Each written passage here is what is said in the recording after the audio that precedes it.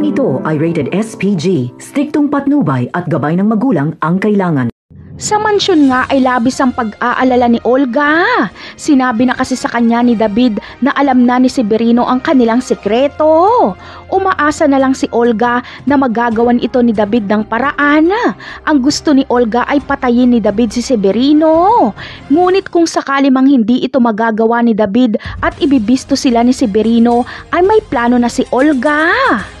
Magkukunwari siyang galit na galit sa impostor na si David at sasabihin niyang pati siya ay naloko din ito.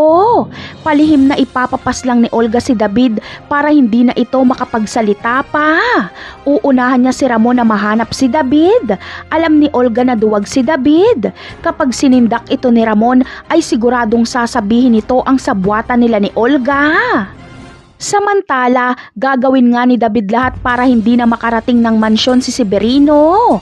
Bago pa makapagsalita si Severino sa telepono kung saan kausap niya si Ramon ay puputukan na siya ni David.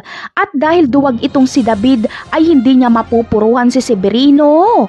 Iiwan niya na lang ito at hindi niya nasusundan ng putok. Akala niya kasi ay patay na ito. Ngunit sa pag-alis ni David ay babangon si Severino.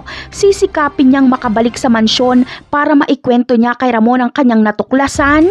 Ngunit magagawa naman kaya ito ni Severino ng paraan? Siguradong hindi ito magiging madali dahil gagawin din ni Olga ang lahat, hindi lang makausap ni Ramon si Severino.